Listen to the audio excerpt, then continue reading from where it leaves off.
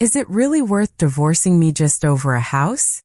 3 years into our marriage, Ethan's ex-girlfriend of 8 years suddenly posted a photo of a multi-million-dollar house on social media. The caption read, "Yay! Got my dream villa. I'm the queen of dating." I stared at the picture in shock. In it, Ethan was swiping his card at the sales office. I couldn't help but comment with a simple.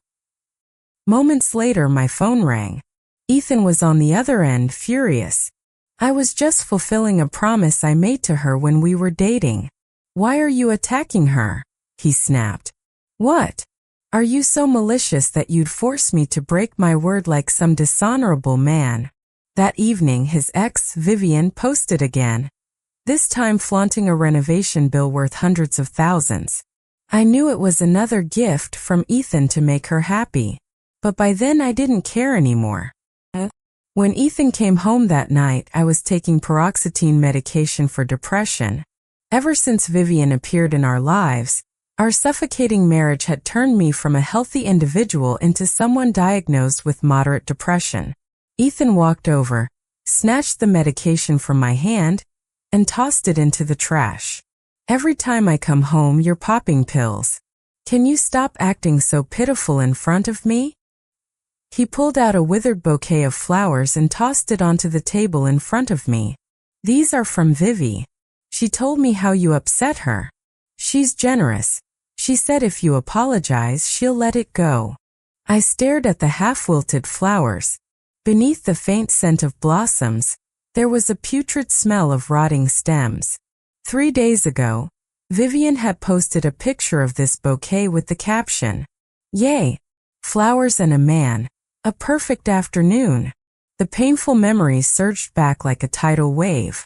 I picked up a fruit knife to peel an apple, hoping to distract myself. I don't want her things. They're filthy. Ethan's brows furrowed as irritation flashed across his face. "Why do you always act so self-righteous? She gave you a gift, didn't she? Apologizing won't kill you." I stayed silent. "Don't act all high and mighty. You were in the wrong first, and Vivi has already extended an olive branch." Ethan's patience snapped. He kicked the dining table with such force that it overturned, and I fell to the floor along with it. Unfortunately, the fruit knife slipped from my hand and stabbed into my palm. Blood gushed from the wound, staining my white t-shirt a vivid red. Pain coursed through me, leaving my body trembling uncontrollably. Ethan panicked. "I'll take you to the hospital," he muttered. Without protest, I followed him to the underground parking garage. As I climbed into the car, I noticed something strange. The passenger seat had been changed. It was now a brand new pink Hello Kitty seat cover. Ethan's car interior had always been monochrome black. Clearly, someone had requested this change recently. "You know I dated her for 8 years. Ethan said matter-of-factly, glancing at me. "I promised her back then that I'd fulfill all her requests. Changing the seat cover isn't a big deal." "What? You're not going to throw another tantrum, are you?" I bent down, buckled my seatbelt, and replied calmly, "No. I think pink is cute." Ethan shot me a surprised look. "You're not going to demand I change it back?" I pressed my lips together. In the past, every time Vivian left her mark on Ethan's life, I would remove it. Now I didn't care anymore. "Just drive." "My hand hurts," I said indifferently. 20 minutes later, as we neared the hospital, Ethan's phone rang. "What's wrong, Vivi?" On the other end, Vivian's voice trembled with tears. "Ethan, the villa is so big. I'm scared being here alone." "Don't be scared," Ethan said, his voice laden with concern. "Turn on the lights. I'll be there in 20 minutes. Ethan slammed on the accelerator. 3 minutes later, he screeched to a halt outside the hospital entrance. I curled up in the passenger seat, suddenly overwhelmed by somatic symptoms: shortness of breath, cold sweats, trembling hands, and dizziness. "Ethan," I called out weakly, "I feel awful. Can you help me inside? I can't walk." Ethan turned to me, his gaze filled with irritation. Stop pretending to be sick. Why is it that you're fine all day, but the moment Vivi calls, you're suddenly in pain? What, is she some kind of knife that stabs you every time? He opened the passenger door, yanked me out of the car, and drove off without a second thought. I crouched on the wet pavement, my body trembling uncontrollably from the symptoms. The heavy rain poured down, drenching me and soaking into the wound on my palm. The pain left me pale and curled into a ball, surrounded by the blur of passing cars. Fortunately, a kind passerby noticed something was wrong and helped me. Otherwise, I might not have made it through. Half an hour later, I finally stabilized, only to be hit with shocking news. Mrs. Tang, you're pregnant. Can I get an abortion now? It has to be during the day. After getting my wound stitched up, I returned home to change into dry clothes. Ethan arrived just as I lay down on the bed. He glanced at me and kicked the chair beside him in annoyance. Didn't I tell you to iron my suit as soon as you got back? What's this? Just because I didn't carry you into the hospital, you're throwing another tantrum.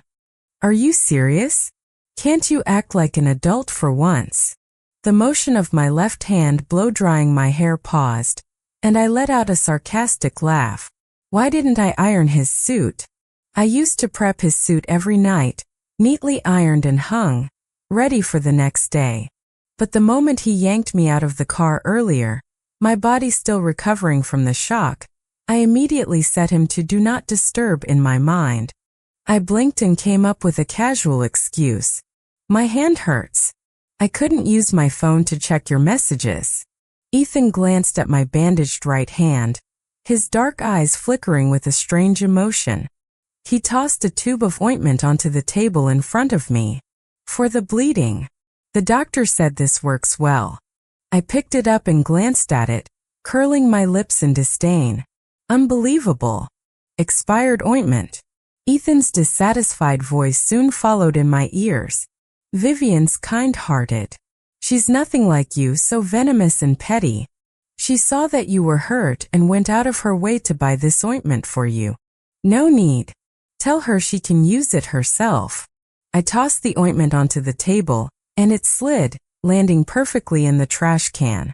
Ethan shot up to his feet, glaring at me with fury. Are you out of your damn mind again? Vivian went out of her way to get this for you, and you just throw it in the trash. I know you're angry. Is it because I bought Vivi a new apartment today?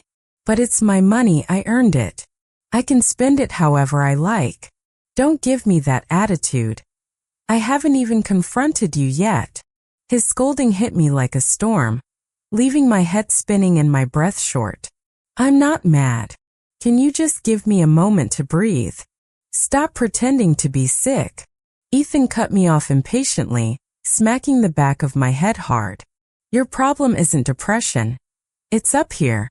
Your brain has issues. Not only is your brain messed up, but you're also downright vicious. Ever since Vivian came back, Ethan had been throwing the word vicious at me whenever he got the chance. He said I was forcing him to become a heartless and unfaithful man. I used to cry and try to explain, telling him I cared about Vivian because I wanted his love and attention. Now, if he wanted to be a man of honor and loyalty, then so be it. Calmly, I said, yes, I'm vicious.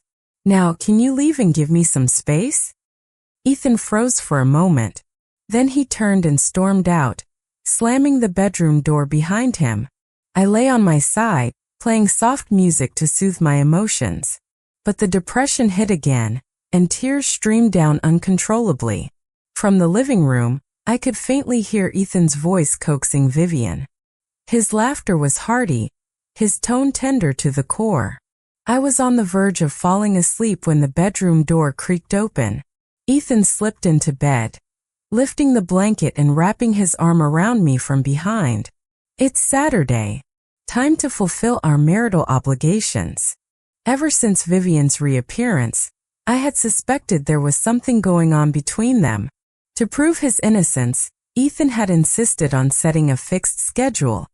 Every Saturday. I pushed his hand away. I'm too tired today. Let's skip this week. Ethan froze mid-motion, then let out a breath of relief. Honestly, I didn't want to do this with you either. If it weren't for my parents liking you so much, do you think I'd even touch you? He got up abruptly and left, slamming the door behind him. I locked the bedroom door, picked up my phone, and scheduled a termination procedure for the day after tomorrow. At the same time, I messaged my lawyer to prepare the divorce papers. Ethan disappeared for 2 days straight. The next time I saw him, it was on Vivian's social media account. 17 years of knowing each other, 8 years of love, and now closer than lovers. The accompanying photo was from a birthday party. Vivian leaned against Ethan, holding an Hermes handbag in her hand. Upon closer inspection, the handbag was identical to the one I had spent months curating purchases to secure.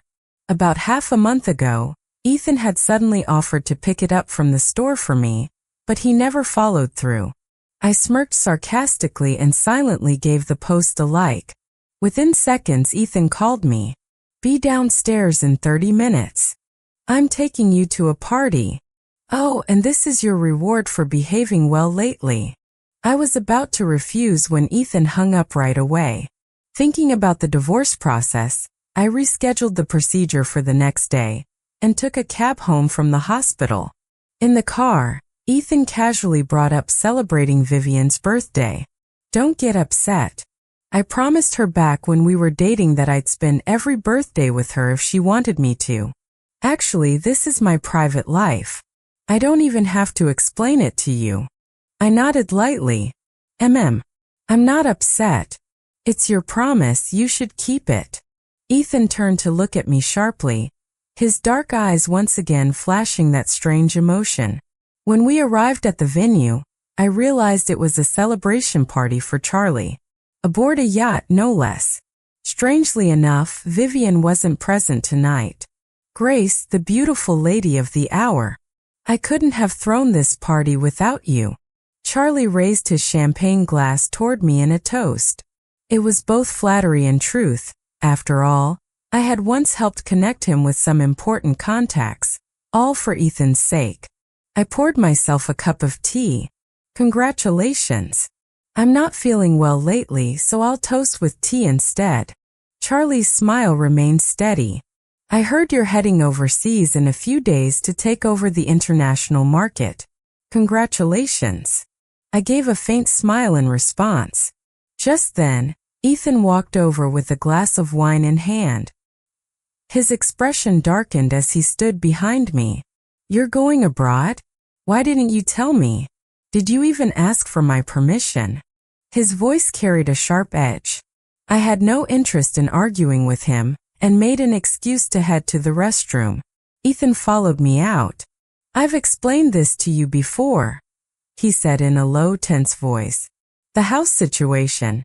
It's something I promised her years ago. Don't push me into being ruthless." "But Grace, I haven't treated you poorly either." I didn't respond further and walked straight into the ladies' room. When I returned, Ethan wasn't alone anymore. Vivian was now seated in my place, leaning intimately against him. I glanced at them briefly before heading over to sit next to Charlie. Vivian noticed me and let out an exaggerated, "Oh, sorry about this. I'm just so used to sitting next to Ethan. You don't mind, do you?" I shook my head calmly. "Actually, I should thank you for taking this burden off my hands." Ethan's face darkened instantly. Vivian's fingers dug into her palm, barely holding her smile together. "Ethan's not a burden, Grace. He bought me $1 million house. I didn't have to spend a single cent. But of course I should thank you too for being so generous, letting your husband spend on me like that. How kind of you." Her words drew audible gasps from those around us. Vivian had been Ethan's girlfriend for 8 years. I, on the other hand, was his lawful wife. Everyone present knew the complicated dynamic between us. They also knew exactly how Vivian got that house. Yet no one ever dared to address it directly until now. Charlie sighed, clearly uncomfortable, and quickly stood up to mediate. All right, let's not make this awkward. Grace, how about you go first? Dancing, singing, swimming, pick your game. He pointed toward a large ice bucket nearby and added with a playful warning. Just so you know, the person who does the worst will face a penalty. A sharp pain suddenly shot through my stomach. Just as I was about to choose singing, Vivian interrupted with an eager suggestion. Dancing, of course. We're here to have fun. Don't tell me someone's too shy to let loose.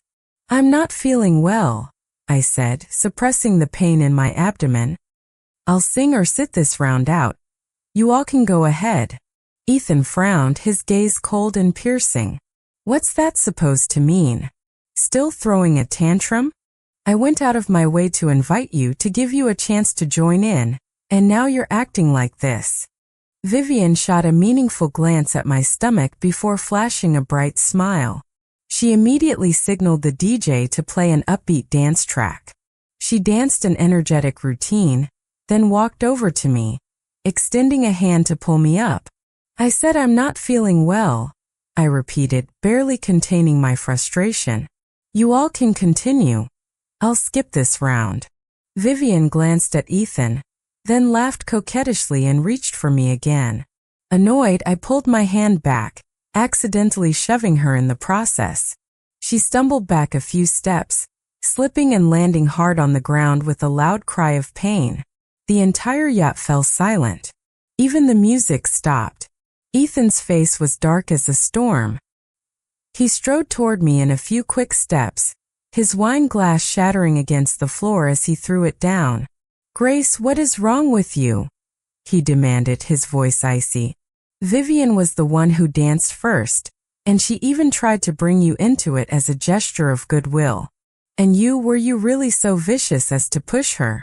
Vivian cowered against Ethan, tears streaming down her face as she sobbed quietly.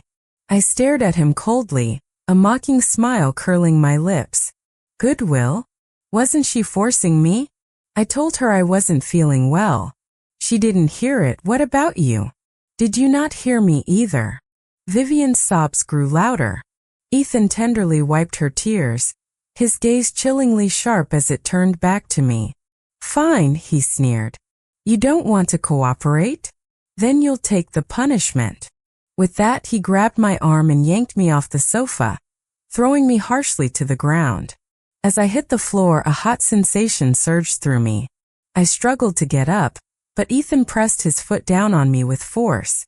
Then he grabbed the large ice bucket next to him, nearly a meter tall and half a meter wide, and tipped it over me. The cascade of ice cubes crashed down, cutting into my skin and sending sharp, numbing pain across my body. I trembled, my vision blurring from the cold and the throbbing ache in my stomach. Ethan's foot pressed harder, pinning me beneath him as I tried to move. When the bucket was finally empty, I was left shivering, my entire body drenched and battered. The severe cramping in my abdomen nearly knocked me unconscious. Ethan, however, turned his attention back to Vivian, cradling her tenderly as she cried. There, he murmured. I punished her for you. If she still refuses to apologize, I'll divorce, right? I cut him off, my voice hoarse but resolute. Fine. I agree. Let's divorce. Right here, right now, completely and permanently. Ethan froze, his dark eyes momentarily filled with disbelief. I staggered to my feet, clutching my aching stomach, and began walking toward the exit. All eyes were on me as I left, blood slowly trickling down my legs. The last thing I heard before collapsing was a panicked shout from a staff member. She's bleeding, someone help. Oh my God, that's a lot of blood. Could it be a miscarriage? I didn't know how long I had been asleep, but when I opened my eyes, the sharp smell of disinfectant filled my nose. A nurse, surprised to see me awake, called the doctor into the room. Miss Grace, we recommend you stay in the hospital for 2 more days for observation. Thank you, I croaked, my voice hoarse. Ethan stood by my bedside, looking completely lost and helpless. You were pregnant? Why didn't you tell me? If I had known, I wouldn't have thrown ice water at you. I cut him off coldly. Ethan, does it even matter now? Let's get a divorce. Ethan froze, his eyes instantly turning red. What do you want to eat? I'll have someone make it and bring it over. Chicken soup? Shrimp porridge or? I stared at his regretful face, and a wave of nausea churned in my stomach. Disgusting. Affection that comes too late is worth less than dirt. We've been married for 3 years, and you still don't know I don't like chicken soup or shrimp porridge. I like fish soup. My favorite is century egg and lean pork congee. Ethan, we're simply not right for each other. I let everything out in one breath. Ethan saw the determination in my eyes. He grabbed my hand, his dark eyes filled with desperation. Are you still mad at me for buying Vivi a villa? I'll buy you an even better one, okay? Just don't divorce me. Name anything you want. I shook his hand off in disgust. Didn't you say you married me because I was a clingy doormat, someone obedient enough for you to control? That you were always ready to divorce me any time? Didn't those words come straight from your mouth? Ethan lowered his head, guilt written all over his face. I was drunk. Those were just words I said in anger. It was last year on Ethan's birthday. He had invited his friends along with his ex, Vivian, from 8 years ago. At the time, Ethan's company had hit a roadblock, and there was a key client he couldn't seem to secure. To help him out, I spent days running around calling in favors and drinking with people I normally wouldn't even want to meet, all just to surprise him with good news on his birthday. Meanwhile, since I was late to the celebration, Vivian had wasted no time mocking me. Wow, she's really something. It's your birthday and she's late? How disrespectful. Ethan gave a small shrug. She's always like that, slow and annoying with no sense of time. It's exhausting. Vivian sipped her tea, chuckling behind her cup. How can you say that about your wife? She's a senior executive, isn't she? Managing so many people. If she heard you saying this, wouldn't she be furious? Ethan sneered, full of disdain. I'm just telling the truth. If it weren't for her family's connections, do you think she'd have climbed the corporate ladder so quickly? By 7 p.m., I had finally closed the deal and signed the contract. I rushed to the private room, eager to share the good news with him. The people around us praised my perseverance and skill, marveling at my capabilities. But Ethan poured cold water on everything. All right, it's just a small client. What's the big deal? Look at you, so pleased with yourself. Anyone who didn't know better might think you'd landed a multi-billion-dollar contract. The room fell into awkward silence. Charlie stepped in to smooth things over. I sat down embarrassed. Ethan's face remained cold, and I tried to ease the tension by bringing up something light. Between these two dresses, which one do you think suits me better? Vivian walked over with her wine glass, glanced at my phone screen, and exaggeratedly gasped. Oh my, how outdated. Don't tell me you wear these boring business dresses to work. She giggled, then suddenly covered her mouth as if she had said something inappropriate. No wonder Ethan says he's not attracted to you anymore. Honestly, this is such a turn-off. As she laughed coquettishly, she placed her hand on Ethan's shoulder, her face inches from his. Her big, innocent eyes looked up at him. Ethan didn't push her hand away. Instead, he met my awkward gaze with a cold, disdainful look of his own. No taste. So tacky. I couldn't understand it. How could a professional business outfit suddenly become tacky in their eyes? Later I found out the truth. That day, while everyone was complimenting me, Vivian had pulled Ethan aside. Ethan, you must have married her because she's capable, right? Sight. After all this time, I still can't do anything. Ethan comforted her, his voice soft. Don't say that. Even if you can't do anything, you're beautiful and charming. You're 1,000 times better than her in my eyes. Vivian's voice trembled as if she were about to cry. Maybe I'll dress up more in the future, just to make you happy. I only learned about their conversation because one of Ethan's friends couldn't stand watching it all unfold and secretly warned me to be careful of Vivian. That night, I confronted Ethan, hysterically demanding to know if he planned to rekindle his relationship with Vivian. But Ethan, far from panicking at being caught, simply looked at me with indifference. Did you even think before asking me that? If I said yes, would you dare divorce me? Ethan's words hit me like a slap in the face. Let me be honest with you, he began, his tone cold and calculated. The only reason I married you was because you loved me enough.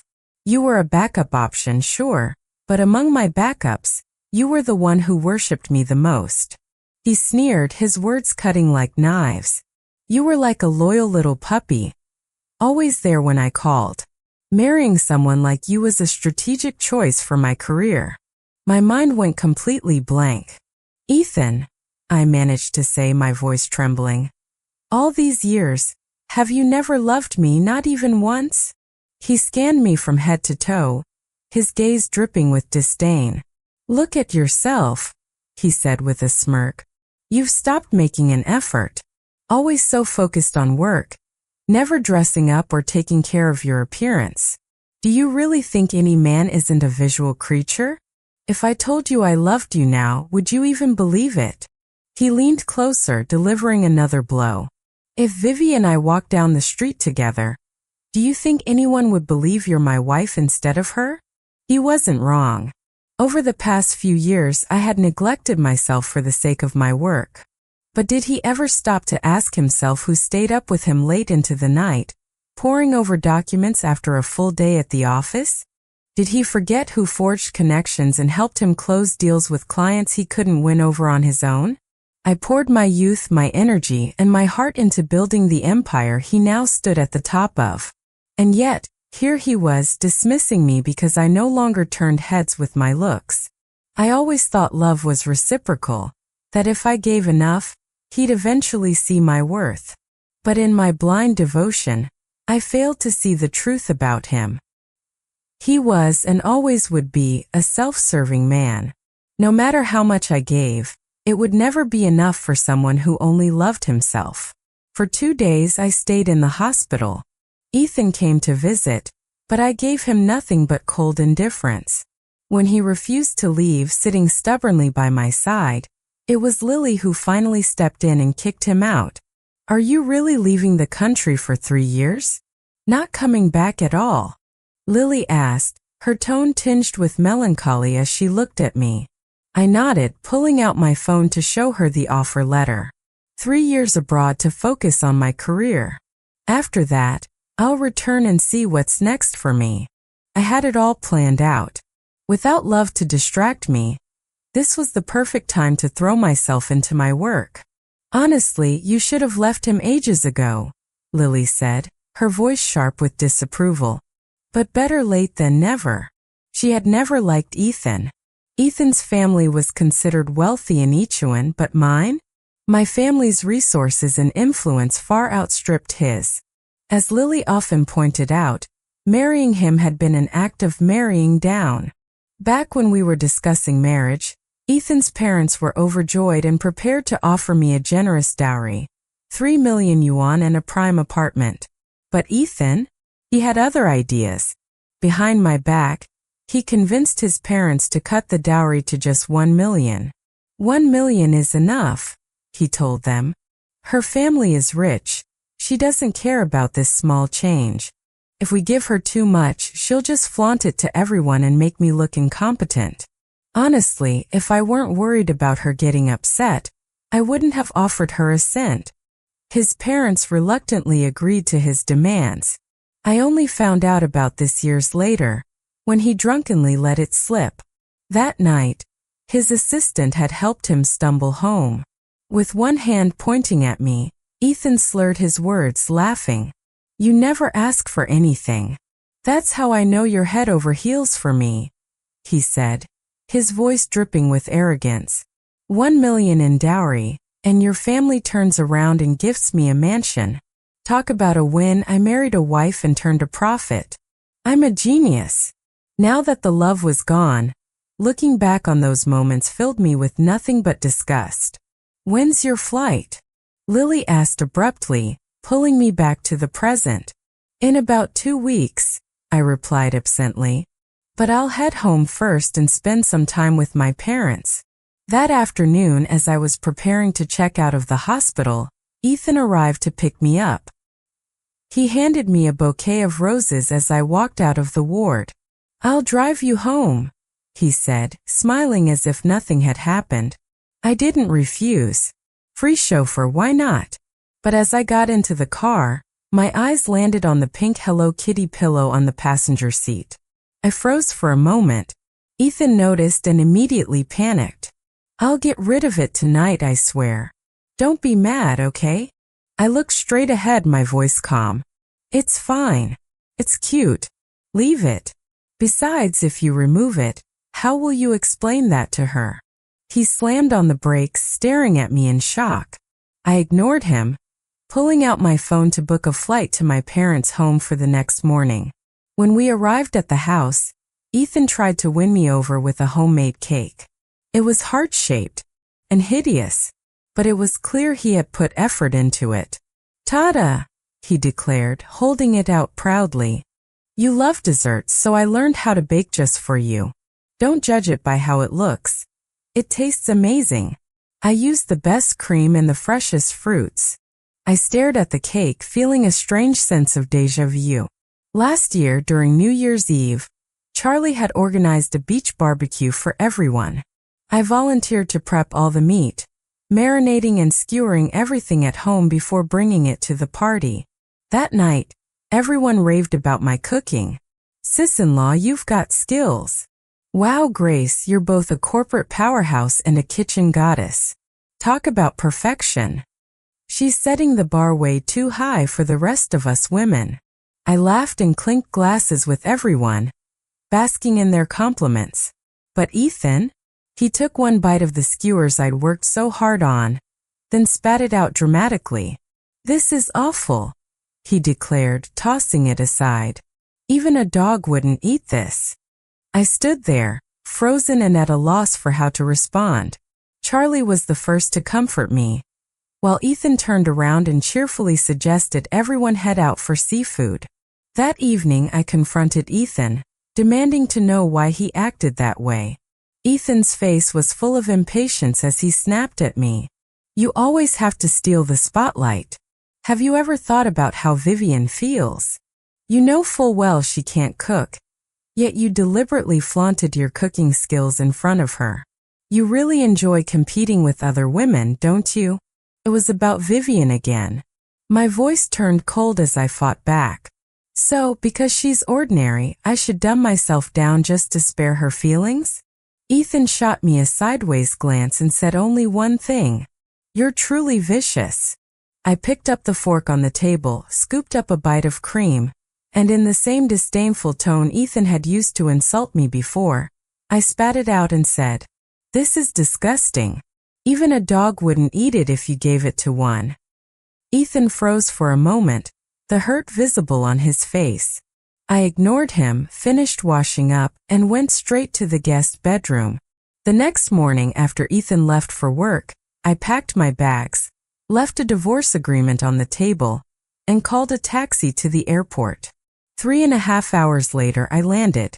A notification popped up on my phone, dozens of missed calls, most of them from Ethan. "Where are you? Your company said you didn't show up today. Tell me, where did you go?" Sitting in the back of a cab, I finally responded to him at my own leisurely pace. "The divorce papers are on the table. Sign them." He called me back immediately. I didn't answer. I blocked him instead. 2 days later, the security guard from my villa complex contacted me. "Miss Grace, you were right. A man named Ethan is at the gate making a scene. He says he's your husband and insists on coming in to find you." Calmly watering my plants, I replied nonchalantly, "Keep him out. Don't let him in." Ethan stood by the security gate for 3 whole days. On the 3rd day, he finally collapsed from exhaustion. To my surprise, even after being rushed to the hospital for an 4, He returned to the gate to continue his vigil. Gracie, I was wrong. Please forgive me. I've already cut ties with Vivian. Come home. Let's try again. I'm begging you. Punish me however you want, just don't divorce me. Ethan sent me 3 voice messages in a row, his tone humble and pleading. I didn't reply. On the 5th night, a sudden downpour began. The security guard sent me a video. Miss Grace, there's another woman here. She seems very close to him. Lying in bed sipping ginger tea, I leisurely opened the video. In the clip, Vivian walked over to Ethan with an umbrella, shielding him from the rain. Ethan shoved her away harshly. Get lost. If Gracie sees this, she'll be upset. Vivian fell to the ground, a flash of malice crossing her eyes. She got back up, grabbed Ethan's clothes and shouted, just divorce her already. She's not right for you. Get the hell out of here. Ethan's eyes were bloodshot as he pushed her away again. If it weren't for you, do you think she would have left me? Ethan's push sent Vivian sprawling, her knee scraping against the ground until it bled. Unwilling to give up, she got back up again. I don't know what she said, but suddenly the two of them started fighting. Ethan pinned her to the ground, throwing punches, while Vivian's cries filled the air like the sky was falling. Finally, unable to watch any longer, the security guard called the police. The next morning when I woke up, the security guard informed me, Miss Grace, they were both taken to the police station last night. They haven't returned since. I contacted my lawyer and asked him to proceed with the divorce filing. I thought this chapter of my life was finally over. A week later, as I was preparing to leave the country, Lily called me. Want the latest juicy gossip? It's a big one. I paused my packing for a moment. What gossip? Vivian's ex-husband showed up. Ex-husband? I frowned deeply. Wasn't Vivian single and never married? Lily scoffed over the phone. That's what we all thought, right? Single and never married. Turns out she's divorced. Her ex-husband's name is Victor. Lily went on to explain the situation. Apparently, years ago, Vivian had broken up with Ethan because she thought Victor was wealthier. She married him and lived as a rich wife for 3 years. But Vivian's extravagant lifestyle quickly made her enemies. Someone set her up and she ended up getting addicted to gambling. In just 6 months, she lost millions. When Victor found out, he beat her so badly she landed in the ER. But even after being discharged from the hospital, Vivian didn't change her ways. She became even more reckless with her gambling. Victor couldn't take it anymore and filed for divorce. What was disgusting, though, was this. After taking millions in divorce settlements, Vivian not only showed no gratitude, but also went around tarnishing Victor's reputation. She accused him of domestic violence and claimed he was having affairs. The rumors eventually reached Victor's ears. Victor, known for his explosive temper, stormed over to confront Vivian. This time, he not only hit Vivian but also gave Ethan a brutal beating when he tried to intervene. You have no idea. Victor is as strong as his name suggests, absolutely relentless. Those muscles, that power. A few punches from him, and Ethan didn't stand a chance. I spaced out for a few seconds before asking, and Victor? Did he end up in jail? Lily snorted. Victor has powerful connections. Vivian is such an idiot. She can't even cling to a rich man properly. Ethan probably knows Victor's influence too. He wouldn't dare report him. His business dealings are nowhere near strong enough to take Victor on. I chuckled as I pieced it together. So Vivian's probably throwing a fit now, forcing Ethan to call the police, while Ethan's too scared to do it. Bingo! You got it! Lily laughed loudly over the phone. I shook my head silently. Sometimes it really takes a bigger villain to deal with a smaller one. 2 days later, I was at the airport waiting for my flight when my phone buzzed with a new message. It was from Vivian. She'd sent a picture, a wedding ring and a positive pregnancy test.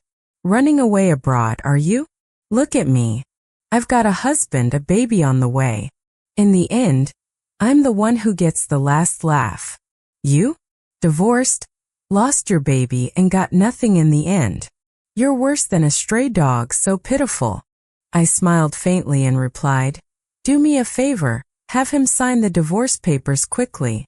Otherwise, when the baby's born, he'll still legally be someone else's husband, and you'll still be nothing more than a mistress without a title.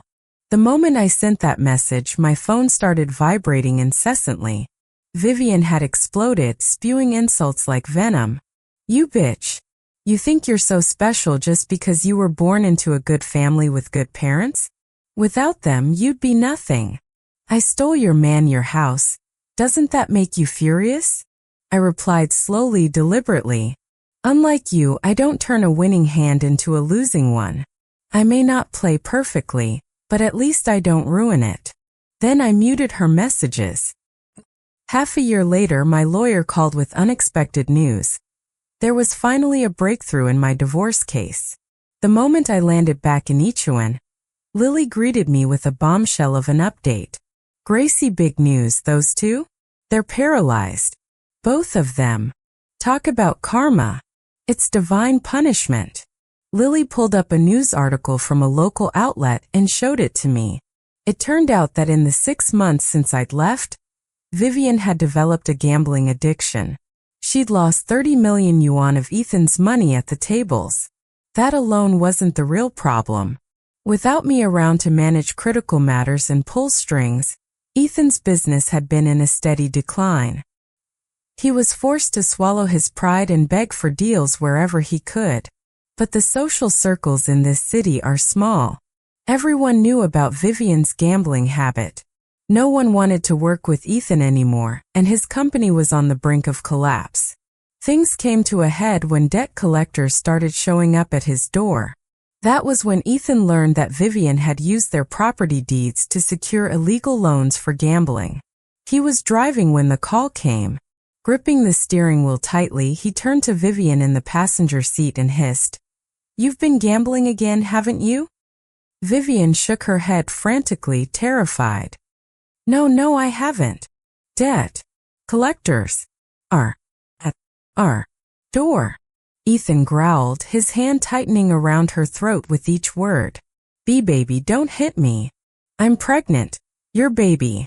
Vivian stammered, trying to summon his paternal instincts. Just as Ethan started to calm down, another call came in from a different debt collector. "Mr. Jiang, Ms. Sure has an unpaid 3 million yuan loan. When will you settle it?" And attached to the message were explicit photos of Vivian. "You took out a nude loan? Are you insane?" Ethan snapped. Right there in the car, he began beating Vivian. But Vivian wasn't one to go down without a fight. She screamed back, "I'm carrying your child. Is it so wrong to spend some of your money? Stingy bastard.